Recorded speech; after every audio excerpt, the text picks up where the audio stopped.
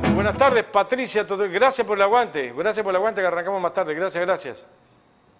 Pero buenas tardes, ¿qué tal? ¿Cómo estás? ¿Cómo estamos? Todos y todas. Espectacular, espectacular. Nosotros medios tibios, pero bueno, es por el calor. Es por el calor. Sí, sí, sí, escuché alguna cosita ahí y me Dicho parece sea de que paso, Patricia, tú sí, trabajaste en Torre Ejecutiva. trabajo, sigo trabajando ahí. La gente que entra, Sí, ¿le piden documento? sí, por supuesto. Si no Está. sos funcionario o funcionaria, te piden documentos, tenés que dejar incluso tu cédula, eh, te dan un carnecito de visitante y cuando salís tenés que retiras tu cédula y devolves el carnecito. Es el procedimiento convencional. Muy bien, Patricia. Yo para aclararme, porque como resulta que ahora dijo el presidente de la República, no sé si el presidente o quién lo dijo, que se borró todo, Viste cómo es la o que tecnología, a veces no es tan confiable como parece, ¿no? Se borran cosas, las cosas van y vienen. El tema es que la tecnología está manejada por humanos o humanas. La tecnología no hace las cosas sola. Entonces, bueno, quién sabe a quién se le escapó un dedito, esas cosas pasan, ¿no? bueno, Esas cosas sí. pasan, Bueno, suceden. ¿de qué viene la columna tuya hoy? Bueno, vamos a hablar de, primero, nada, quiero saludar me voy a mandar un saludito, a Azucena Paz y Beatriz Rodríguez, que son televidentes y escuchas de Andares, y que me escribieron por Facebook para, bueno, mandarme saludos y para decir que les gustaba muchísimo la columna. Así que, bueno, nada, les mando un abrazo y aquí estamos. Así que formando feministas, como corresponde, es la tarea. Vamos a hablar hoy del 25N, del 25 de noviembre, de lo que sucedió el 25, el viernes pasado, que hubo una marcha, no hubo una, hubo varias, que eso también lo vamos a hablar ahora, del 25 de noviembre. En principio, cabe primero hacer un poquito de historia y decir que el 25 de noviembre es el Día Internacional contra la Violencia de Género, contra la violencia hacia la mujer. ¿Por qué el 25 de noviembre? Porque el 25 de noviembre de 1960 se encontraron los cuerpos de las hermanas Mirabal, las llamadas las mariposas. ¿Qué María fecha Teresa, dijiste, perdón, Patricia? ¿cómo? ¿Qué fecha dijiste, perdón? El Año 25 de noviembre de 1960. 1960. eh, María Teresa, Minerva y Patria, eran tres hermanas, eran cuatro porque una sobrevivió, pero no estaba en el activismo, digamos. Eh, bueno, se llamaban, les decían, se llamaban las mariposas, que es una analogía, digamos, muy linda, que de hecho el símbolo de la mariposa se usa mucho el 25N, el 25 de noviembre. Bueno, estas hermanas eran activistas y militantes en contra de la dictadura de Trujillo en República Dominicana. Ellas y sus maridos. Eh, 3 años antes, en 1957, no, perdón, en el 58, 59, fueron juzgadas, ellas y sus maridos, como, bueno, sediciosos en contra de la República del Estado Dominicano, y fueron encarcelados los seis. Pero sucedió un hecho extraño, bastante particular, que fue que a las tres hermanas decidieron liberarlas antes. Fueron remitidas a 3 años de cárcel ellas. Sus maridos bastante más. Eh, Cuando salen de prisión, las lleva un militar en un vehículo, en un jeep, y son interceptados en la ruta por un Volkswagen, un Fusca, y del Fusca salen tres personas que conducen el jeep y dirigen los dos vehículos con las hermanas Mirabal y con el chofer a la casa de las hermanas. En ese momento los tres sicarios se dividen a las hermanas y son asesinadas a golpes. Eh, una cosa tremenda, ¿no? A mí se me pone la piel de gallina cuando lo digo, cuando me hago la imagen. Además, una oía los gritos de la otra, una cosa tremenda. También mataron al chofer, Yo supongo que en un intento de enmascarar que esto tenía que ver con Trujillo, ¿no? Con el dictador Trujillo, el pobre hombre estaba ahí, bueno, marchó. Bueno, fueron encontrados en un barranco los cuerpos tremendamente destrozados de las tres hermanas y el chofer el 25 de noviembre. Por eso es que ese día es el Día Internacional, se toma ese episodio, ese triste episodio, ese lamentable episodio, ese trágico episodio, como el Día Internacional de la Lucha contra la Violencia hacia las mujeres. A partir de ahí, después es recogido por ONU, por organizaciones internacionales, bueno, y es internacional, se celebra, se conmemora, más bien, porque no hay mucho que celebrar, digamos, sobre todo conmemorar la vida y la militancia de estas hermanas, el terrible hecho de la forma en la que murieron, el 25 de noviembre. Todos los años se hacen marchas, en general, en Uruguay, en Argentina, en América Latina, en Europa, se conmemoran casi internacionalmente. La particularidad que tiene esta situación, bueno, una de las hijas de Minerva estuvo en Uruguay hace, antes de la pandemia. Yo con el tema de la pandemia, de que perdí un año, los años me parece que fue en el 2018. Estuvo, bueno, hablando de la historia de las tres hermanas, ¿no? Es un hecho trágico y tremendo. Bueno, como decíamos, se hacen marchas internacionales. Este año, todos los años tenemos las reivindicaciones históricas, ¿no? Que básicamente son, yo a veces pienso, si viniera un ser de otro planeta, supongamos, ¿no? Sería muy difícil explicarle que necesitamos tener leyes que no se cumplen igual y marchar y protestar y manifestarnos para que no nos maten, ¿no? Es como, caramba, hay algo que no está bien en esta sociedad. Como necesitar, por ejemplo, escribir los derechos del niño. Necesitamos escribirlos y hacer convenciones y adherir o no a los derechos humanos. Como especie, no andamos muy bien. Vamos a concentrarnos en el tema de la violencia de género. Todos los años, la consigna de la marcha es, bueno, en general, digamos, la consigna general de eso, ¿no? De la protesta contra la violencia, y tiene consignas particulares según lo que sucede, la coyuntura. Este año tuvo gran importancia, como sabemos, y acá vamos a hablar de una cosa que todo el mundo está hablando, el Mundial, la pelotita rodando. Estamos todos y todas como locos con la pelotita, que juega Uruguay, que juega Argentina, y que no sé. Bueno, entre otras cosas, este año tomó relevancia, como no podía ser de otra manera, la muerte de Mahsa Amini en Irán. Supongo que es un hecho conocido, pero lo vamos a repetir. Mahsa Amini, una joven de 22 años, iba caminando por la calle y fue detenida por lo que se llama la policía de la moral en Irán, que es policía y que se ocupa básicamente de que se sigan las costumbres, sobre todo las mujeres, ¿no? Fue detenida por tener el velo corrido, no por no tenerlo, sino corrido. Mostraba una parte de la cara que no podía mostrar, no estaba correctamente puesto, y fue asesinada. Porque la versión oficial es que murió de un ataque cardíaco durante un interrogatorio. Bueno, conocemos esas historias, ¿no? Tenemos, lamentablemente, historias paralelas en Uruguay, ¿no? De cuando un preso o una presa muere misteriosamente durante un interrogatorio, una chiquilina de 22 años de un paro cardiorrespiratorio. Vamos.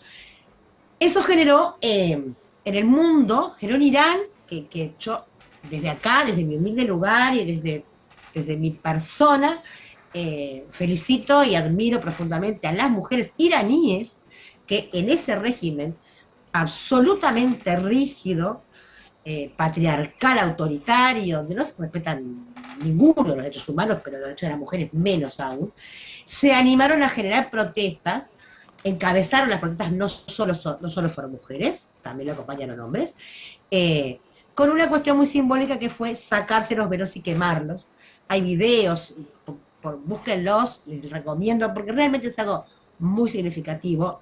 Nosotros podemos verlo con nuestra mentalidad occidental, desde aquí, desde Uruguay, y pensar que, bueno, pero el gesto, simbólicamente, en ese lugar, y con, como ven, ¿no? La policía es la moral y todo el Estado en contra del aparato represivo estatal, es un gesto de muchísima valentía.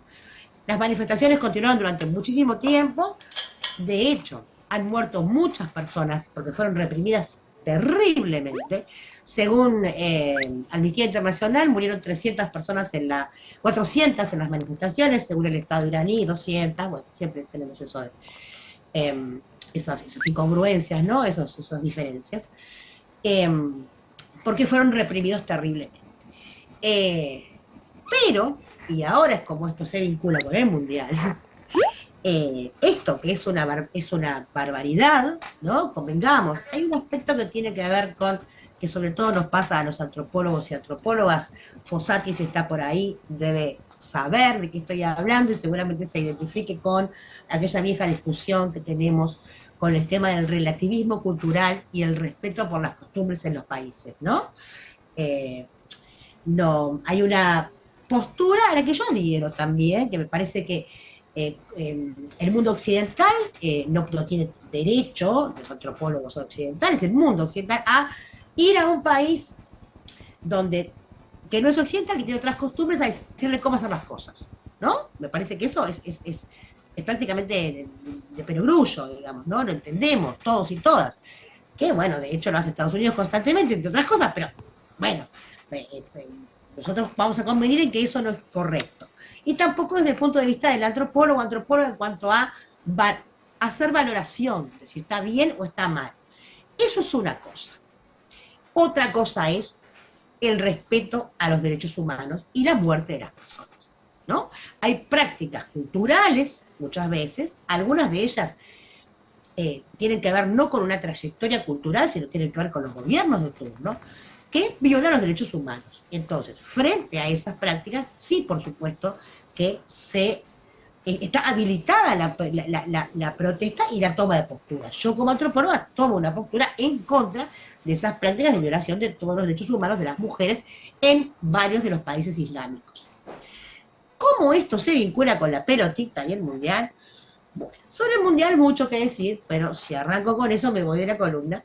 Solamente voy a hacer una breve introducción acerca de que realmente la campaña de la que se burlan muchísimo, entre otros, bueno, personajes conocidos de la radio, como el Mundial de la Vergüenza, que fue una campaña, hashtag Mundial de la Vergüenza, fue una campaña que se lanzó mundialmente, internacionalmente, es una consigna que no es para reírse, realmente. Nos habla, creo que es una muestra muy gráfica de lo que muchos y muchas de nosotros sabemos, ¿no? ¿Quién maneja el mundo? ¿Cómo se maneja el mundo? Bueno, lo manejan los grandes capitales, que ni siquiera son países ya, son corporaciones. Que el Mundial de Fútbol se organice y tenga sede Qatar, ¿sí? Es una barbaridad. De hecho, cuando Qatar se candidateó, Amnistía Internacional hizo un informe y una recomendación y un pedido a la FIFA de que para considerarlo como candidato, o considerar como candidato a Qatar, pidiera o exhortara a que reviera algunas leyes y algunas prácticas que tienen que ver con el no respeto y el avasallamiento de los derechos humanos, cosa que no sucedió. Al contrario, en algunos casos las leyes se endurecieron y sin embargo Qatar fue elegido por la FIFA para ser sede del Mundial. No los extraña, no me extraña, no creo que nadie extraña, ¿no? Pero es como demasiado flagrante. Entre otras cosas, lo sabemos todos y todas, y eso es lo tremendo de alguna manera, ¿no? Lo sabemos y no nos importa. Murieron, algunos dicen 600, otros dicen 6.000, otros dicen no importa, sean 60, sean 6. inmigrantes, los grandes estadios fueron construidos por inmigrantes. A Qatar van muchos inmigrantes a trabajar. Qatar prácticamente no tiene muy poca población, y toda la población es población rica. Entonces, los servicios los hacen inmigrantes. No hay derechos para los inmigrantes de ningún tipo, y en cualquier situación, antes del Mundial también, y en el caso del Mundial fue más tremendo todavía. Murieron de hambre y de sed construyendo, y por cansancio, porque trabajaban 14 horas, construyeron esos estadios de la misma manera que hace 5.000 años se construyeron las pirámides en Egipto, con mano de obra esclava. Y la comunidad internacional, y la ONU, y la OEA, y la FIFA, y el G8 y el G20, todos cruzados de brazos, y nadie levantando una pequeña banderita de, bueno, ¿qué estamos haciendo? Y todos nosotros y nosotras, muchos lo sabemos, otros sabemos, lo hemos oído, tampoco, ¿no? Porque bueno, empieza el Mundial y empieza el Mundial. No sabíamos de todo. Ayer alguien me hizo un comentario que me hizo pensar mucho. Dijo, ay, está, yo sé todo, pero déjame ser feliz un ratito, viendo el partido. Y bueno, sí, está bien. Hay quienes conciben la felicidad como una cuestión personal, hay quienes concebimos la felicidad o el bienestar como una cuestión colectiva, ¿no? Muy difícil. Yo sé que sueno como una señora que está pateando el avispero y que mucha gente no quiere oír esto, porque el Mundial es el Mundial. Lo venimos esperando, nos encanta el fútbol. Pero el Mundial no es solamente el Mundial, ¿no? Y esto está pasando. Podemos elegir verlo, no verlo, podemos elegir denunciarlo, hacer como que no sabemos, y también podemos elegir que no nos importe. A mí me importa, y entonces lo digo. Entre otras cosas, en Qatar, además de eso, y relacionando con Maya Amini, bueno, ayer sucedió en el partido de Uruguay, fue ayer, yo no me acuerdo si fue ayer, porque yo realmente no lo miro, hubo un manifestante, Lunes. el lunes, ahí está, un chico del público, un chico del público que salió corriendo con una bandera de la diversidad, y que atrás decía respeto por las mujeres, y adelante creo que decía Save Ucrania, salvar Ucrania. Corrió un ratito y se lo llevaron, según la prensa internacional, fue conducido amablemente a la salida del estadio. Después, ¿qué pasó con ese muchacho? No lo sabemos. Si es extranjero, probablemente tenga algún tipo de protección, supongamos. Y lo que cabe mencionar, que por supuesto no se vio, ¿no? Tuvieron que salir a mostrarlo después, porque por suerte las redes y la internet tienen, como tienen su pata mala, tienen su pata buena, que es que empezó a circular la imagen por las redes. Con eso no tuvieron más remedio que los noticieros mostrarlo después. Si no, no lo hubieran mostrado porque no lo habían filmado. Bueno, entonces, además de eso, se reprimieron en Qatar todas las manifestaciones de apoyo a la comunidad gay, que es un delito en Qatar. Es un delito, está tipificado como delito, y los homosexuales van presos. Tiene una pena de cárcel. Todas las reivindicaciones que se quisieron hacer, por ejemplo, la selección alemana, para mí la reivindicación debería haber sido no ir. Pero igual, de todas maneras, vamos a darle el crédito a quienes algo quisieron hacer. Quisieron ponerse un brazalete con los colores de la diversidad en la camiseta, no se lo permitieron. Lo que hicieron fue sacarse una foto con la mano en la boca, simbolizando que no los dejaban expresarse. Igual fueron rezongados por ese gesto. Los iraníes, la selección de fútbol iraní, se negó a cantar el himno apoyando al movimiento en contra del avasallamiento de los derechos de las mujeres en Irán, y fueron llamados, digamos, a ver cómo decirlo, llamados al orden por el presidente, la jerarquía máxima de Irán, para decirles que para el próximo partido canten el himno como corresponde y se comporten debidamente, porque estaban en riesgo sus familiares. Esto está sucediendo. No es una película, es una barbaridad. Y ahora Hoy no tenemos la excusa que tuvieron los yanquis en la Segunda Guerra Mundial, que dijeron que ¡ay, ay, a caramba! Se encontraron con los campos de exterminio cuando llegaron a Alemania.